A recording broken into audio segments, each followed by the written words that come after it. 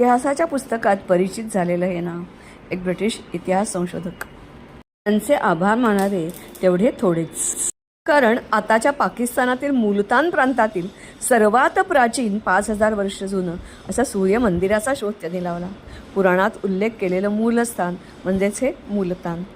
अर्थातच या ठिकाणी एक मंदिराचा कॉम्प्लेक्स होता, कुंड होती, धर्मशाळा होत्या आणि बरंच काही होतं. कृष्णाचा मुलगा सांबा यांनी हे मंदिर बांधलं म्हणून या जागेचं नाव झालं सांबापुरा.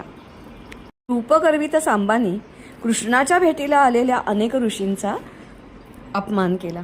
त्यांनी क्रोधित झालेल्या दुर्वास मुनींनी मग सांबाला शाप दिला, तुझ्यामुळे यादव कुळाचा नाश होईल आणि तू महारोगी कोडी बनशील. तुझ्या अंगावर फोडे येतील आणि तुला ह्याचा पश्चाताप करावा लागेल. मंडलूतल्या पाण्याचा प्रभाव लगेच त्याच्या अंगावर झाला. तो धावत कृष्णाकडे गेला. मात्र कृष्णाने परत त्याला ऋषीगणांकडेच जायला सांगितलं. ऋषीगणांनी त्याला सल्ला दिला, मात्र त्याच्यामुळे खरोखरीच असा यादव कुलाचा नाश झाला. ऋषींच्या सल्ल्याप्रमाणे त्यावेळच्या चंद्रभागा नदीकाठी तो गेला आणि त्यांनी 12 वर्ष तपस्या केली, सूर्याची कडक तपस्या. मग त्याला एक सूर्याची मूर्ती पाण्यात मिळाली आणि त्याचं एक भव्य मंदिर बांधलं. एका प्रवाशांनी त्याचं निर्माण केलेलं हे स्केच.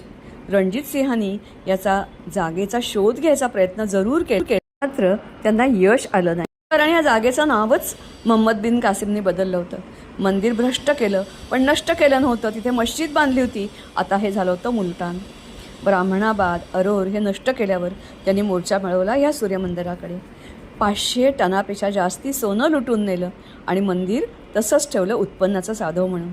मग उरलेलं काम या गजनीनी केलं आणि औरंगजेबानी त्यांनी तर फरमानच काढलं, सारी मंदिरं भ्रष्ट करा, नष्ट करा, नाहीशी करा. त्याच्या आदेशाचं पालन झालं आणि मंदिर खरोखरच होत्याचं नव्हतं झालं, काहीच शिल्लक राहिलं नाही.